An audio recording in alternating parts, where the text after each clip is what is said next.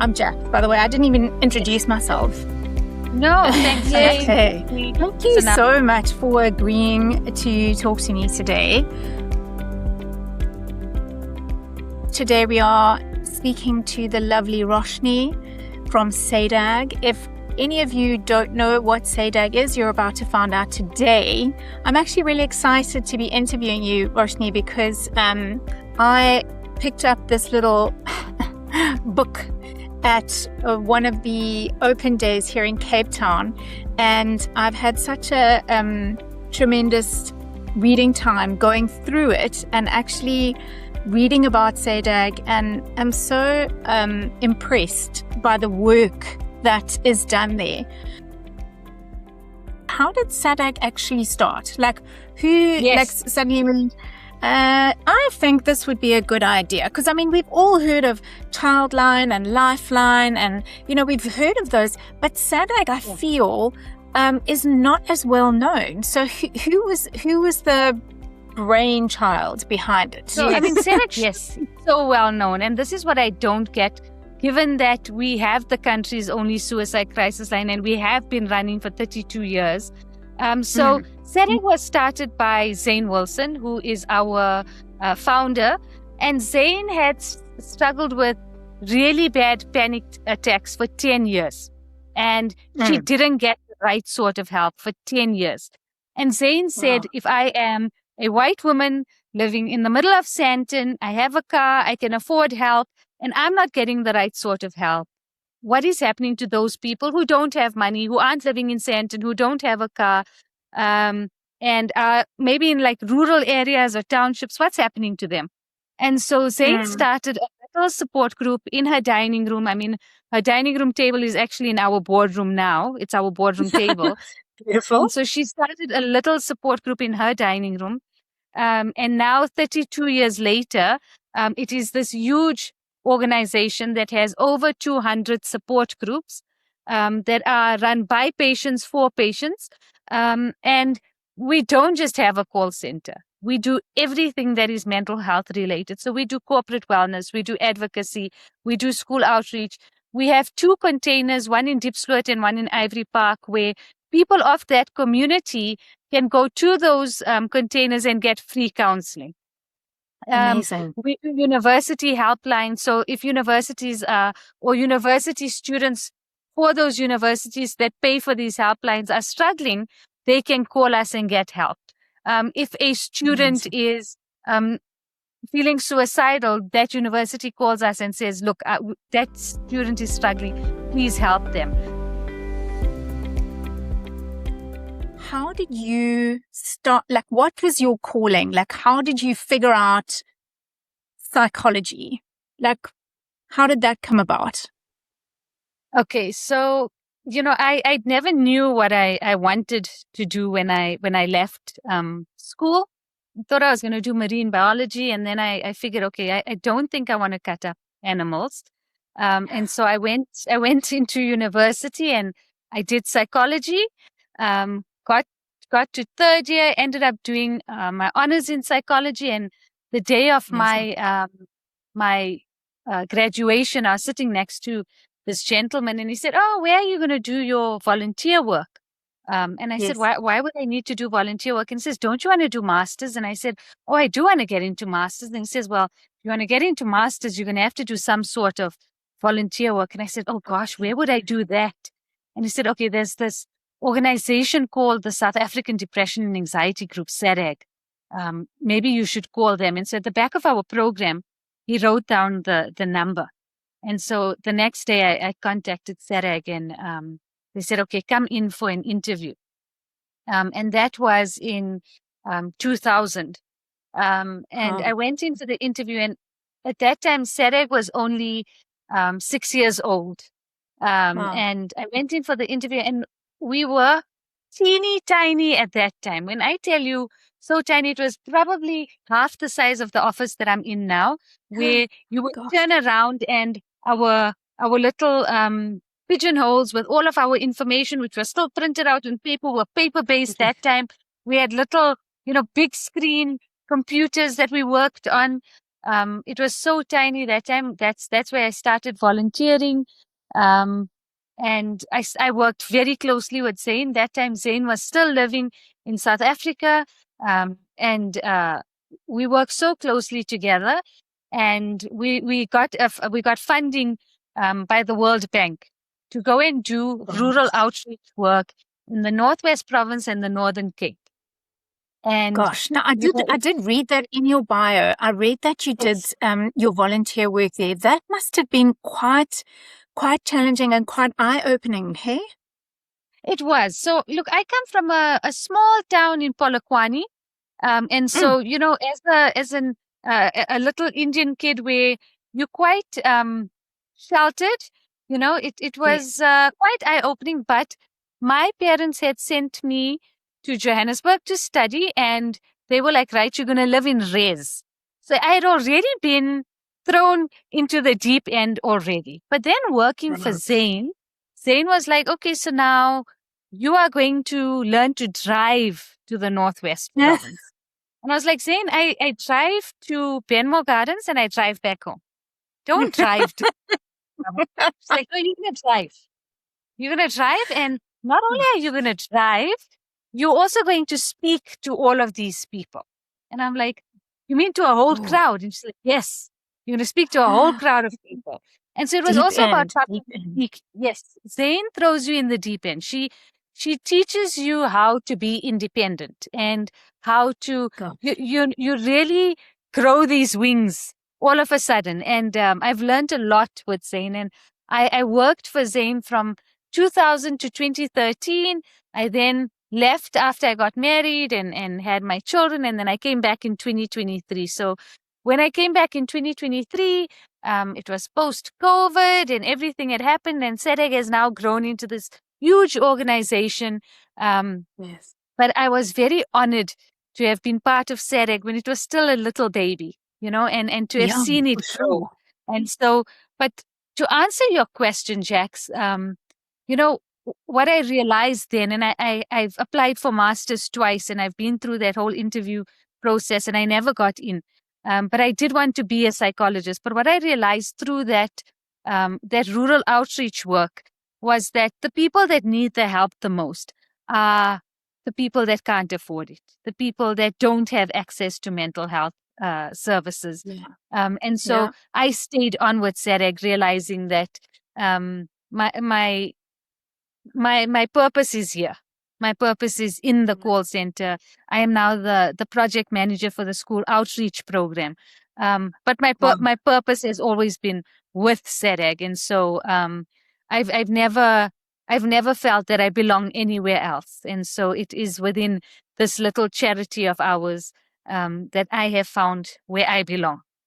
And so this is where that's amazing. I will grow what an very, incredible story. Are we writing your own book at some stage? Because no. I feel you have story upon story. Like, I feel like there's a little bit of a well. There could be a well of stories that could go into a book. So look, I will never write my own book, because I think our stories all need to be, and everyone in this organization, our stories all need to be in, like the book we have, put our little stories into. Yes.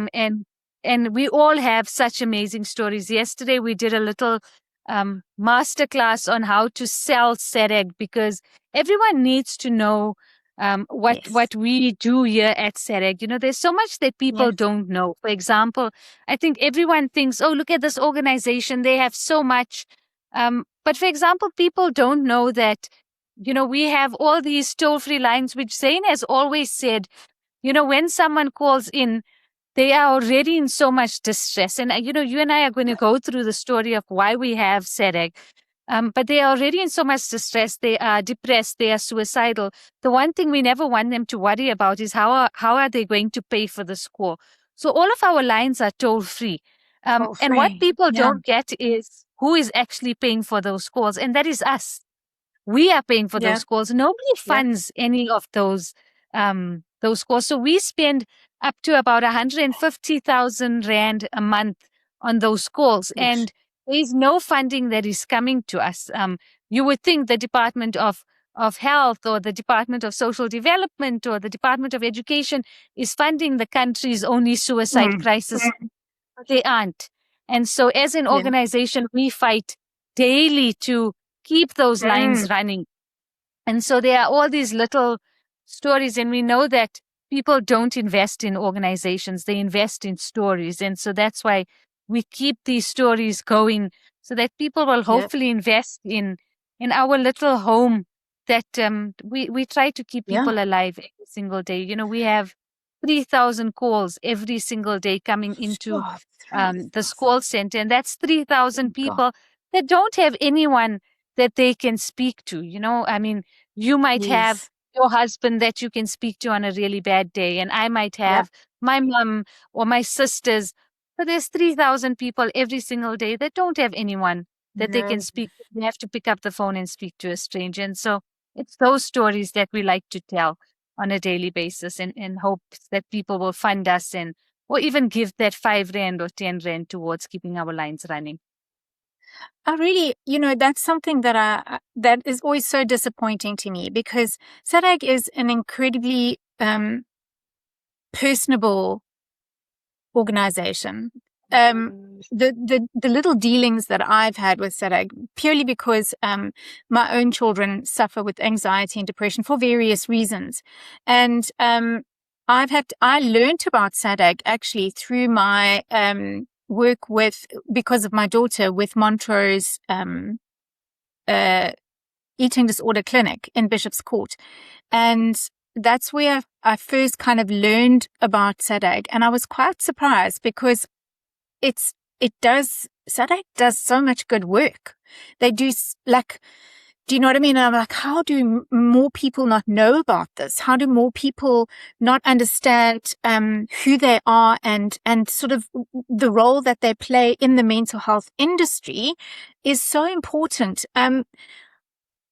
So I'd like to know sort of what, if we had to kind of say, right, how do we get people to come on board with SADAG? How do we, because we know that there is a history there. I mean, goodness me, you go way back to 2000, right? And they were 6 years old at the time. So they were there last century. I love saying that, because I always love, like, last century. Do you know what I mean? So, tell me a little bit about your responsibilities, what you do, what is your role within the SADAG, and how can we as the public support SADAG and you in your role and, the organization? So with every NGO, every staff member wears so many different hats. I mean, I'm the photocopier, I'm the coffee lady, I'm the person that washes dishes occasionally. We all wear different hats, and I think that's what makes us so special. We all so special because we all need to fill different roles. Like, if I walk into a room, I should be able to tell you what our community outreach projects are, what our corporate wellness does, what our advocacy is, what our school outreach projects do, what our community containers do. And as you so wonderfully explained, we don't just do one thing. As a mental health advocacy group, we do everything mental health. So my specific project is school outreach. So if I have to tell you what I do, we go into schools and we speak to learners about mental health, mental illness, and the difference between the two. And if you don't look after your mental health, how that can lead to suicide. Okay. So the way we do that, Jax, is we go into a school and we spend an entire day in a school. And we do class by class and grade by grade. And the one thing SADAG will never do is we will never speak in an assembly. Currently, we are being funded by the Gauteng Department of Education to speak in government schools. And we are the only province, Gauteng is the only province that's actually funding or giving us funding to do. Go Gauteng, yes. There's no, exactly, go Gauteng. There's no other province that is actually funding us to do their schools. And we have the capacity to do that. I mean, like I said, we did Northwest Province and Northern Cape schools when the World Bank gave us funding way back when. And so our school outreach program is called Teen Suicide Shouldn't Be a Secret, and it's always been called that. And so we do class by class and grade by grade. And it's not a presentation. It is an interactive talk where we ask kids, do you know the difference between sadness and depression? And do you know that we all feel sad at some point and it's okay? But when does sadness become depression? How do we deal with it? How do you identify it? What are the causes? How do you look for the signs in yourself or friends? And we do it in high schools because the content is so sensitive. And so we prefer that primary school kids are spoken to by social workers or educational psychologists. Now, bearing in mind, most of my team is predominantly social workers, but a social worker, when they are working as a social worker, has to see a child for 3 sessions or more. Now, we do not have the funding to go in and see a child for 3 sessions or more. So they work as lay counselors when they go into the schools. But, you know, today my scouts, we call them scouts. The SC stands for school and the OUT stands for outreach, outreach trainers. Today, my scouts are in a school that has 2,769 learners, and they will spend the whole day there. They will speak to them class by class, grade by grade. And then we do counseling afterwards for those learners that do need counseling. You will have 2 scouts per class, and while one is speaking to the learners, the other one is walking around identifying a learner that may be triggered by the talk. Then we'll take them out and do one-on-one counseling. And then we'll always refer them. Now, every government school has a SPST, which is a school-based support team. And then we refer them onto your school-based support team, whether that is your school-based psychologist or your school-based, the school-based support team has teachers. And so let's just say it's bullying in the school. We'll then refer them onto that school-based support team. So we'll help them identify the problem and then escalate it to your school-based support team. And if it's a bigger problem like child abuse or GBV or something, a bigger problem, we then escalate it to your district-based support team, which is made up of your district-based psychologist or your district-based social worker. So we help them escalate those cases. And so it's getting it to that point. But what we also know is that escalating it to your district-based support team takes a while. So what we do is we bring those cases on paper back to the office, and then we make sure that the call center is following up with those children while those cases are being escalated to your psychologist or psychiatrist, so that we are keeping those children alive while those cases are being escalated, which sometimes takes months, 2, 3, 4 months. We follow up with those kids telephonically and make sure we are counseling them telephonically through the call center. But our school-based programs are not just, when you are talking about a school community, it's not just your teachers and your learners. It is also your school-based psychologists or your school-based, your social workers, your learner support agents. So we do workshops for everybody else as well. Whether it's your parents or your community, we do workshops for them as well. While we are speaking to the learners, we ask the teachers to leave the classroom so that the learners feel comfortable to speak. And we address the educators as well, because we know that the educators are also going through a lot. So when we leave the school, we want to make sure that we've upskilled the educators on how to identify an at-risk learner. But we also want to speak to the educators about looking after their own mental health, because a lot of these learners are saying to us that school is my safe space. And so we want to upskill those educators on how to look after those kids. But a lot of the learners are also saying educators are bullying me. So we want to make sure that learners are comfortable enough to speak while the educator is not there. A lot of educators are saying learners are bullying me. So we want to give educators a safe space to speak. So it's making sure that everybody's mental health is taken care of. Roshni, it's so interesting because I believe that there are a number of vulnerable kids out there who, for them, school is a reprieve. And in my early career, I was actually a youth pastor, and I worked with teenagers. And I remember it must have been about 2000 and think it was about 2008, 9 maybe. I can't remember quite, but we had 14 teen suicides in a matter of like 8 months.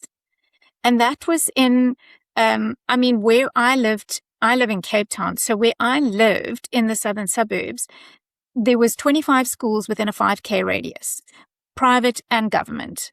And we just, all of a sudden, this increase in teen suicide was happening. And I remember feeling so out of my depth because I had grieving kids, I had grieving teachers, I had grieving parents, and it was so overwhelming. So now you're saying you're in a government school with 2,700 odd kids. And I'm thinking, there's a lot of vulnerable kids in that school. Yep.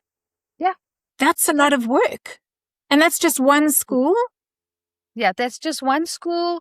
And it's, you know what we also do before we go into a school, we ask the school, how many suicides have you had? How many attempted suicides have you had? What grade was it in? Because we also want to be prepared when we go into that grade or into the school, what grade is more vulnerable? You know, what Yes, grade sure. was their sibling in another grade? So we know that that grade is also a lot more vulnerable, you know? Yes. So we are also prepared. But I'm telling you, you know, the other thing, Jax, is that we've often said to schools, let's be more proactive rather than reactive. For Don't sure. call us in after a suicide has happened. What also really pains me is that, you know, when it comes to our private schools, we also have to do a cost estimate in order to go in and For do sure. that school.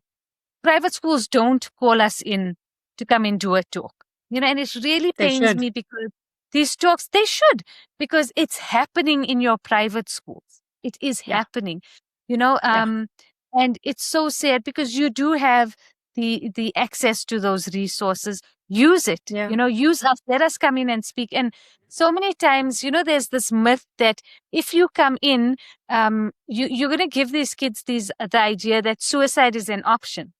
And the reality is that, you know, these kids have already thought about it. These kids are struggling. We go into these schools and, you know, no one child is struggling with one problem. They're not just being bullied. They are being bullied. There's financial problems. There's relationship problems. There's academic problems. They're all struggling with everything. And the other thing is that, Jax, our kids are not just being bullied for not being good looking enough. They're being bullied because they're too good looking, or they're too smart, or they have too much money, they have too little money, they're not smart enough, they're too smart. The kids are being bullied for absolutely everything these days. And so, and then you've got the social media aspect as well. So they just can't hide. They just cannot hide. No, because when I was in school, you could get bullied while you were at school, and then you could go home and escape it. Yeah, but now, likewise. The bullying is, because it's on the phone, it's following you home, you know? And it's so sad. We're losing so many kids. You know, our kids just month before last, you know, we had kids writing an exam. The exam didn't go well. And so then they're going home and taking their life, you know, and it's so sad. I think we lost 4 kids like that in Gauteng. And so, you know, we're just trying to keep them alive and saying to them, suicide just shouldn't be an option. And we're saying to the That's friends such that, a you know, heavy statement, Roshni. You're just trying to keep them alive. We're just trying to keep them alive. And this is what we're saying to the teachers. We're saying to the kids, we just want you to stay alive. It's not. Yeah. And especially, you know, we had a meeting with our funders last month, because what we do is, with our funders, we meet with them every single month to say, this is what we're finding, this is what we need to do. And we in partnership, there's 4 of us. It's a group of 4 of us. It's the National Association for Child and Youth Care Workers, it's Childline, and it's the Teddy Bear Clinic. And one of the partners said, why are we putting so much pressure on our matriculants? And the reality is, our matriculants need to realize life goes on after matric, regardless of what your results are. It's not just going into university. There are so many other options. And so as SADAG, what we do every year, just before prelims, we start something called TikTok Thursday. And it's our matric tip talk. Like, every Thursday, we have a half an hour session. Beautiful. Where if you are going to go onto social media, let this be your half an hour on social media. Join us on TikTok, where we just sit down with our scouts, or it's a scout and a psychologist or a psychiatrist, and we talk about, what do you want to talk about for half an hour? Is it your exam timetable? Is it about anxiety I'm that gonna you go and maybe follow you on TikTok while you're talking. I want to follow you on this. Is it Keep going. I'm anxiety? listening. So many of our kids are, they're studying throughout the night, and then 3 o'clock in the morning, suddenly they go blank, you know? And so we do TikTok Thursday, and it's our matric tip drop. And we've done it for the last 3 years. And so we get our matriculants to join us, and every year there's like a group of them. So what happens is, for half an hour we start, and it's maybe me and the psychologist, and we're having a conversation. But in the chat box, it's these matriculants chatting amongst themselves. So one says, well, this is my problem. And then the other one is saying, oh, you know what worked for me? And then they start having a little support group amongst themselves. It's so heartwarming. It's so heartwarming. And so sometimes there's just 6 of them on this chat, but it's, you know what it is for us, Jax? It's 6 kids that we managed to help. And so for us, it's not about the thousands of children that we manage to help. It's just the one that we have to do. You know, I mean, we managed to do last year, I think we did over 90 schools, and we managed to see over 138,000 kids. And for us, that's amazing. That is amazing. We have a brilliant group. My scouts are my absolute heart. They wake up. We have one scout that wakes up at 3 a.m. in the morning. She travels from the other side of Pretoria, and they have to be at our office at 6:30, because they have to be in the bus by 7 o'clock to get to the schools by 7:30. And they have a full day. They often only get back to the office at 3:30. But it is very draining work. And they are up the next morning, and they're doing it again. And they are the absolute heart of the project. And that's why I don't know. Sorry, Roshni, how do you become a scout? Like, how do you, is there a process? Do you have to must you study psychology? Like, what do you need to become a scout? Yeah, so, like I said, majority of them are already social workers. The rest of them are 3rd year or honors psychology students. And they have to undergo our 6-week basic counseling skills course here at SADAG. And then they also do a training course with us as scouts, the school outreach training course. And then they have to do 6 full days of training on the ground with our existing scouts at schools to see what it's like. Because, Jax, it's you can imagine it's going into a school and a child pulling up her sleeves and saying, I've just cut myself last night. I'm a cutter. I don't know what to do. Or, you know, a boy pulling down his collar and saying, I tried to hang myself last night and there's fresh rope burns, and having to counsel that child, you know. Or it is having a child falling asleep in class and realizing they've taken rat poison, and now having to activate an ambulance and support, you know, and getting them immediately to a hospital. It's having to deal with things like that. And so they have to be very hectic. It's hectic work. It is absolute hectic work. I mean, our scouts have had knives pulled out at them. They've had to deal with gang violence. They've had to deal with a lot. And so it's that on the site training as well.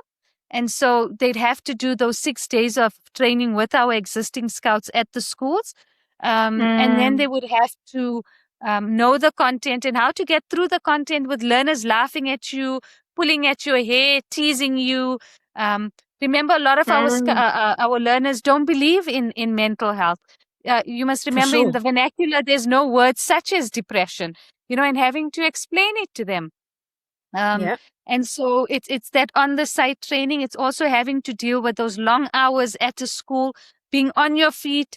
And so it's really grueling training. And then having to go through that evaluation with our team leaders. But also being able to say to us, as managers and team leaders saying to us, look, I'm struggling. Or being able to reach out at 3 a.m. on the group and saying, guys, I can't sleep because of that that case we had today.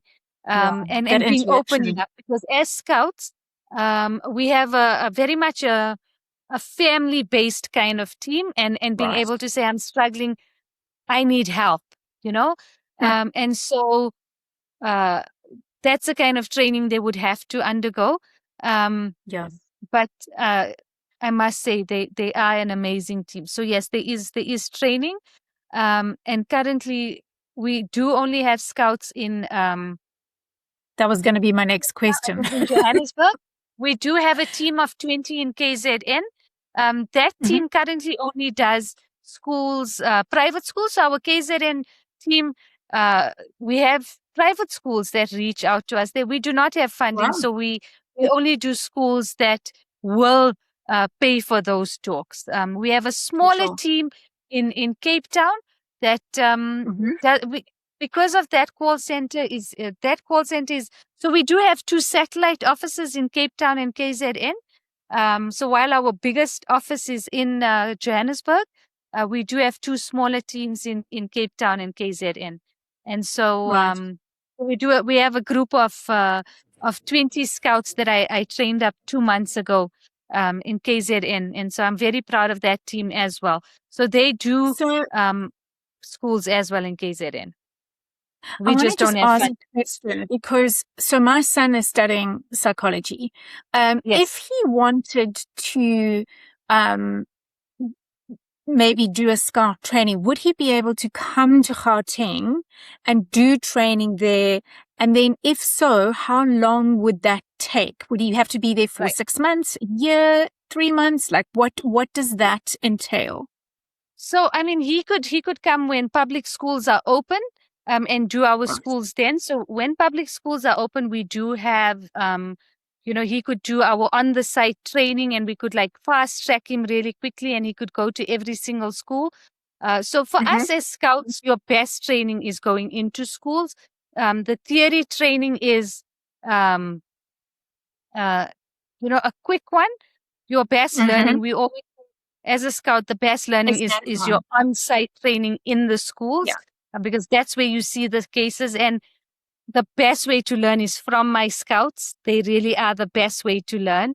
And then you would have to do that 6-week course with our team,